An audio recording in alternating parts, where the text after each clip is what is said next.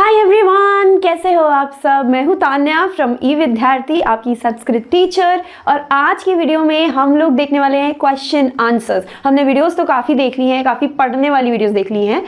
अब हम करेंगे अच्छे से क्वेश्चन आंसर्स की प्रिपरेशन।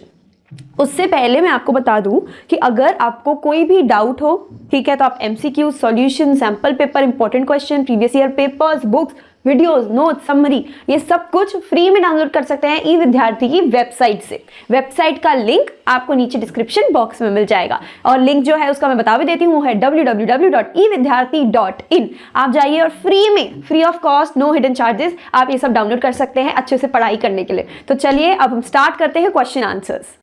नमस्ते बच्चों, चलिए आज हम सब मिलकर इस पाठ का अभ्यास कार्य हल करते हैं। अपनी अपनी कॉपी और पेन तैयार रखिएगा ताकि आप साथ साथ लिख सकें। तो देखिए, हमारा पहला प्रश्न है एक पदेन उत्तरथ। इसका मतलब है कि हमें दिए गए प्रश्नों का उत्तर सिर्फ एक शब्द में देना है। तो शुरू करें। पहला प्रश्न है शुक्रूपम कह धृतवान। हिंदी में इसका अर्थ है तोते का रूप किसने धारण किया था। जरा याद करने की कोशिश कीजिए, पाठ में हमने क्या पढ़ा था। बिल्कुल सही सोचा, इसका उत्तर है धन्वंतरेः, यानी भगवान धन्वंतरी ने ही तोते का रूप धारण किया था। चलिए इसे अपनी कॉपी में लिख लीजिए। अच्छा, अब दूसरा प्रश्न देखते हैं। धन्वंतरिः यानी कि शुकः कुत्र उपविश्य ध्वनिम अकरोत्। इसका मतलब है धन्वंतरी जो तोते के रूप में थे वो कहाँ बैठकर आवाज करने लगे थे। सोचिए जरा। शाबाश, इसका उत्तर होगा वृक्षे, यानी वो तोता एक वृक्ष पर बैठकर आवाज कर रहा था। इसे भी अपनी कॉपी में नोट कर लीजिए। ठीक है, अब तीसरा प्रश्न है अन्ते शुकः कस्य आश्रमस्य समीपम गतवान, यानी अंत में वो तोता किसके आश्रम के पास गया था। इसका सही जवाब है वाग्भट्टस्य। वो तोता वैद्य वाग्भट्ट के आश्रम के पास गया था। चलिए इसको भी लिख लेते हैं। अगला प्रश्न बहुत आसान है। ऋतवः कति सन्ति, यानी ऋतुएं कितनी होती हैं। एकदम सही, इसका उत्तर है षट्, यानी कि 6 ऋतुएं होती हैं। बहुत अच्छे। और अब इस खंड का आखिरी प्रश्न है वाग्भटः शुकस्य रहस्यम केभ्य उक्तवान। इसका मतलब है वाग्भट ने उस तोते का रहस्य किसे बताया था। इसका उत्तर है शिष्येभ्यः। वाग्भट ने यह रहस्य अपने शिष्यों को बताया था। उम्मीद है आप सबने सारे उत्तर लिख लिए होंगे। बहुत बढ़िया, अब हम अगले प्रश्न की ओर बढ़ते हैं। ये है रिक्त स्थानानि पूरयत। इसमें हमें दिए गए शब्दों की मदद से खाली स्थान भरने हैं। तो देखिए, ये है हमारे शब्द चरकस्य, कुटीर समीपम, भारतवर्षे, आयुर्विज्ञानेन और अतिमात्रम। इन्हीं शब्दों का इस्तेमाल करके हमें वाक्यों को पूरा करना है। पहला वाक्य है खाली जगह, जनाः कथम निरामयाः भवन्ति। इसका हिंदी में अर्थ है भारतवर्ष में लोग कैसे निरोग रहते हैं। सोचिए यहां पर कौन सा शब्द आना चाहिए। सही सोचा, यहां आएगा भारतवर्षे। पूरा वाक्य बनेगा भारतवर्षे जनाः कथम निरामयाः भवन्ति। इसे अपनी कॉपी में लिख लीजिए। अब दूसरा वाक्य है अन्ते सह वैद्यस्य वाग्भट्टस्य खाली जगह गतवान, यानी अंत में वह वैद्य वाग्भट के आश्रम के पास गया। यहां क्या भरेंगे। बिल्कुल सही, यहां पर सही शब्द है कुटीर समीपम। तो पूरा वाक्य होगा अन्ते सह वैद्यस्य वाग्भट्टस्य कुटीर समीपम गतवान। इसे भी लिख लेते हैं। तीसरा वाक्य है तव उत्कृष्टेन खाली जगह अहम अतीव संतुष्टः अस्मि। इसका हिंदी में अर्थ है तुम्हारे उत्कृष्ट ज्ञान से मैं बहुत संतुष्ट हूं। सोचिए यहां किस ज्ञान की बात हो रही है। बिल्कुल, यहां आएगा आयुर्वेदिक ज्ञानेन। पूरा वाक्य है तव उत्कृष्टेन आयुर्वेदिक ज्ञानेन अहम अतीव संतुष्टः अस्मि। चलिए अब आगे बढ़ते हैं। चौथा वाक्य देखते हैं महर्षेः खाली जगह नाम भवन्तः श्रुतवन्तः स्युः। इसका अर्थ है महर्षि का नाम अवश्य सुना होगा।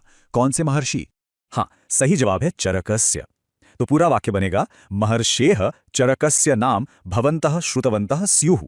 और अब इस अभ्यास का अंतिम वाक्य लघु द्रव्याणि खाली जगह सेवनेन हानिकराणि जायन्ते। इसका अर्थ है हल्के पदार्थ भी यदि अधिक मात्रा में खाए जाएं तो वे हानिकारक हो जाते हैं। और यहां पर सही शब्द है अतिमात्रम। पूरा वाक्य है लघु द्रव्याणि अतिमात्रम सेवनेन हानिकाराणि जायन्ते। बहुत बढ़िया, बहुत अच्छे। चलो फिर शुरू करते हैं। तो सबसे पहला सवाल देखते हैं। ठीक है, ये रहा आपकी स्क्रीन पर। मेरे साथ साथ पढ़ने की कोशिश करना बच्चों। मधुराम वाणी श्रुत्वा चिकित्सा निरतः वाग्भटः किम अकरोत्। अब इसका मतलब समझते हैं। इसका मतलब है कि मधुर आवाज सुनकर वो वैद्य वाग्भट जो अपने चिकित्सा के काम में लगे हुए थे, उन्होंने क्या किया? यहां मधुराम वाणी का अर्थ है मीठी आवाज। अच्छा, तो इसका जवाब क्या होगा? इसका उत्तर है मधुराम वाणीम श्रुत्वा वाग्भटः प्रांगणम आगत्य सर्वासु दिक्षु अपश्यत। यानी मीठी आवाज सुनकर वाग्भट आंगन में आए और चारों तरफ हर दिशा में देखने लगे। चलो बच्चों, अब इस उत्तर को अपनी कॉपी में लिख लो। शाबाश, लिख लिया सबने? बहुत अच्छे। चलो अब अगले सवाल पर बढ़ते हैं। प्रश्न ख है, वाग्भटः झटिति किम अकरोत्। ये तो बहुत आसान सवाल है ना? झटिति का मतलब होता है तुरंत या फौरन। तो सवाल ये है कि वाग्भट ने फौरन क्या किया? और इसका जवाब है वाग्भटः झटिति तस्मै विहगाय मधुराणि फलानि समर्पितवान। इसका मतलब हुआ कि वाग्भट ने तुरंत उस पक्षी को, विहगाय मतलब पक्षी को, मीठे फल दिए। चलो इसे भी अपनी कॉपी में लिख लो। बहुत अच्छे। चलो अब तीसरे प्रश्न की तरफ चलते हैं। प्रश्न ग है, छात्रा पुनः जिज्ञासया आचार्यम किम अपृच्छन्। इसका मतलब समझते हैं, ठीक है? छात्रों ने पुनः मतलब फिर से, जिज्ञासया मतलब कुछ और जानने की इच्छा से अपने आचार्य से क्या पूछा?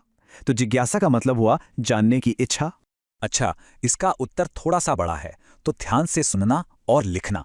उत्तर है छात्रः पुनः आचार्यम अपृच्छन् हितभुक् मितभुक् और ऋतुभुक् इति एतेषां कः आशयः। यानी छात्रों ने फिर से आचार्य से पूछा कि हितभुक्, मितभुक् और ऋतुभुक् इन शब्दों का क्या मतलब है। इन तीनों शब्दों को बहुत ध्यान से अपनी कॉपी में लिखना, ठीक है? ठीक है, लिख लिया सबने? चलो अब अगला सवाल देखते हैं। प्रश्न घ है, भगवान धन्वन्तरिः अस्माकं कृते संक्षेपेण किम प्रदत्तवान। चलो इसका मतलब समझते हैं। भगवान धन्वन्तरी ने अस्माकं कृते मतलब हमारे लिए, संक्षेपेण मतलब शॉर्ट में या संक्षेप में, किम प्रदत्तवान मतलब क्या दिया है। तो इसका उत्तर है भगवान धन्वन्तरेः अस्माकं कृते स्वास्थ्य रक्षणाय सूत्र रूपेण संदेशम दत्तवान। इसका अर्थ हुआ कि भगवान धन्वन्तरी ने हमारे स्वास्थ्य की रक्षा के लिए एक सूत्र के रूप में संदेश दिया। अब सूत्र रूपेण का मतलब क्या है?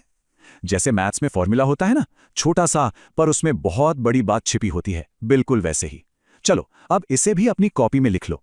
और अब हम आ गए हैं आज के आखिरी सवाल पर। तो प्रश्न ढ है, ऋषयः नित्यम काम प्रार्थनाम कुर्वन्ति।